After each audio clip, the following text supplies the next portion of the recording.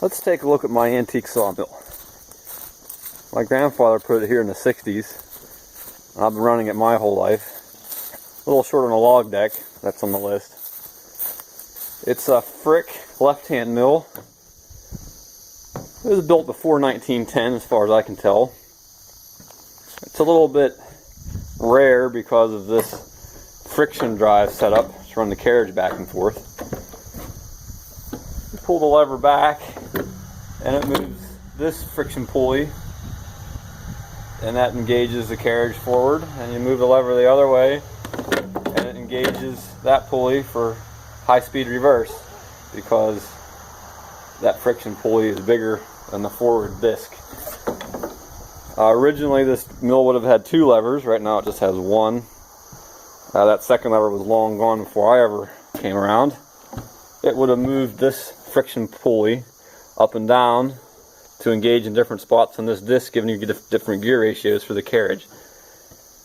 I suppose that was for when you ran it with a steam engine. Another strange thing about this sawmill, as we stand here in front of the blade, the log is to my left. That means it's a left-hand sawmill. Most mills are right-hand sawmills. The only reason a mill like this would be bought would be to run in conjunction with a right-hand sawmill with 1 steam engine that would have sat over there. Originally this would have been run with a flat belt, which we could still do, still have the tensioner, but I've upgraded it to PTO shaft so I can use a tractor. It's a 52-inch saw blade, spins about 600 RPMs, and these teeth take out a 1/4 inch. Every time I pull the lever, a 1/4 inch is gone to sawdust. There's no automatic set works, everything's manual. There isn't even a readout. So I added a modern day line laser to shine a line on the log to speed things up a little bit. I have a nice load of hemlock for the sawmill. Pretty nice looking logs. About 25 feet long. That'll make a 16-footer for the barn over there and 8-footer for something else.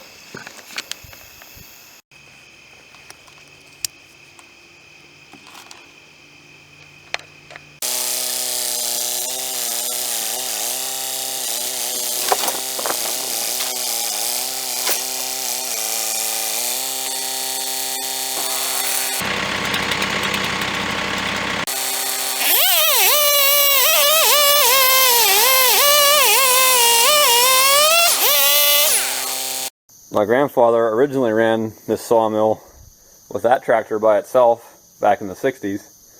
It didn't have quite enough power.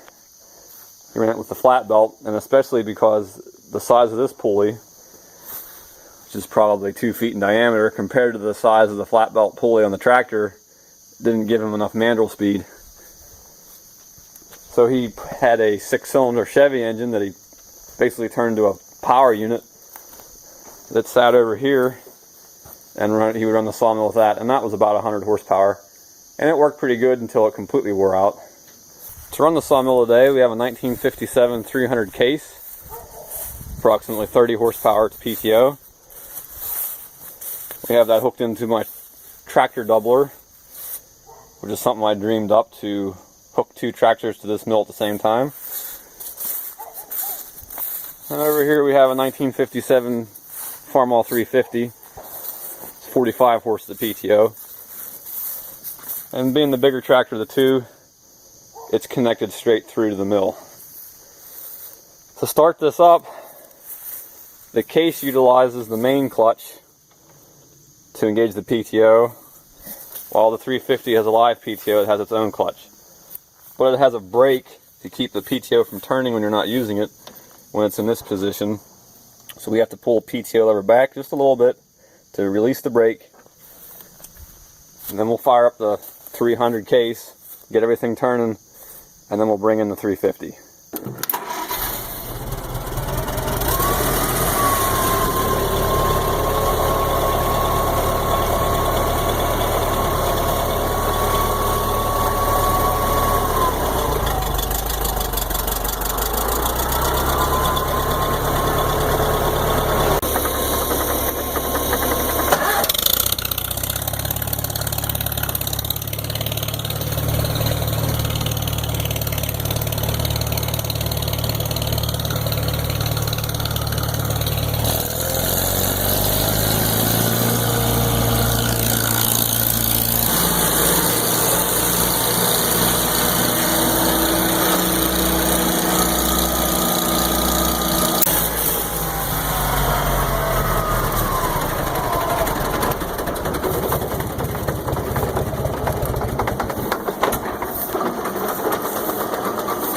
sawmill has quite a bit of rotating mass.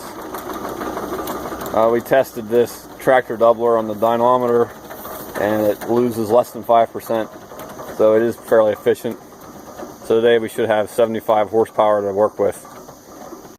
The other way we could bring both these tractors in, I can kick this tractor in now while it's not running. If I can get that to line up.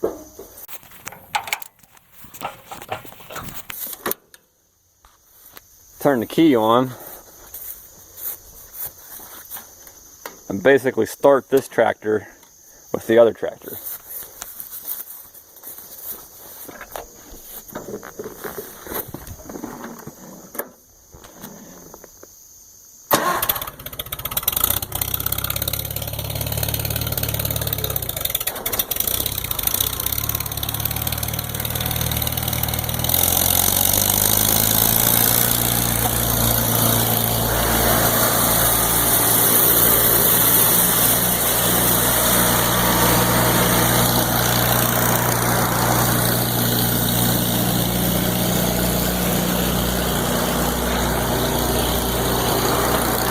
Take a look at how that carriage works. When I pull the lever back, it engages that friction bit, which turns the shaft, which turns this double gear, which turns this drum, which moves the carriage forward. If I want reverse, I push the lever the other way. It engages that wheel, which turns the shaft in the opposite direction. The carriage goes backwards at twice the speed.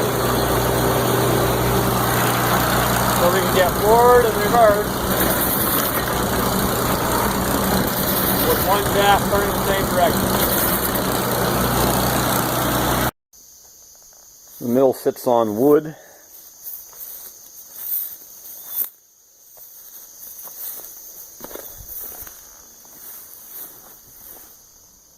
I'm told that in its day this mill was considered a portable sawmill because you would just take it apart and take it out in the woods somewhere and start cutting. Everything on this sawmill runs on Babbitt bearings, and Babbitt bearings on this mill run on oil. No grease plugs, just a lot of spots to oil. Take a look at the set works. This handle is forward and slow speed reverse, and when we release this one, this handle gives us high speed reverse.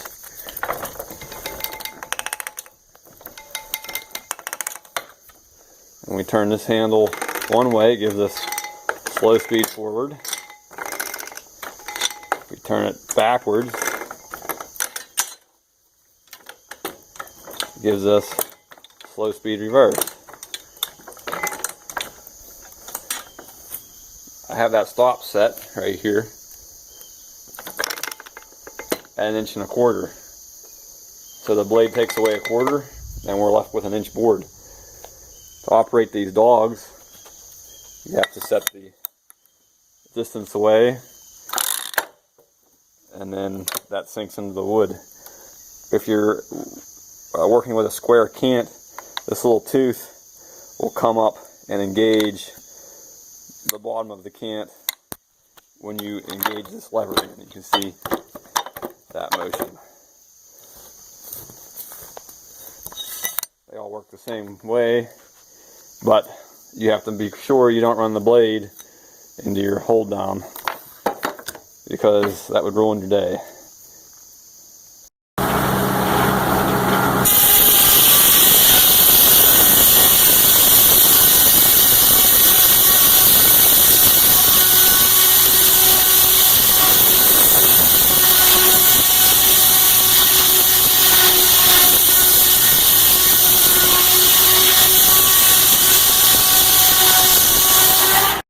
I was having a little bit of problem with the case. The governor spring's original and wasn't giving me enough RPMs, so I just shortened this spring up a little bit and we're going to give it a try.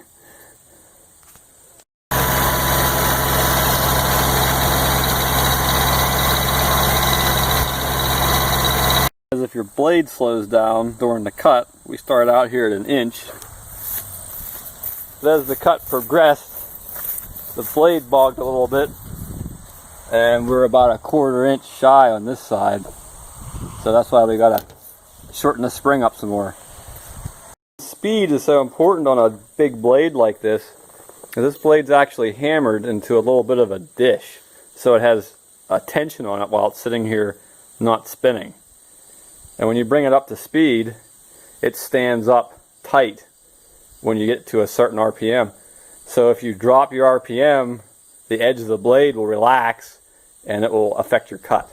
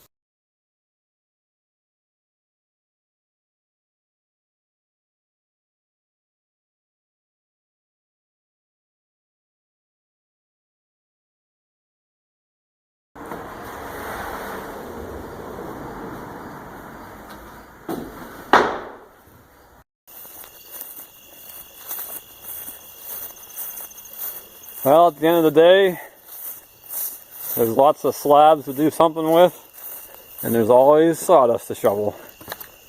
So when you're done, you're not really done. Got my grandfather's old shovel here. Pretty well used. Here's what it used to look like.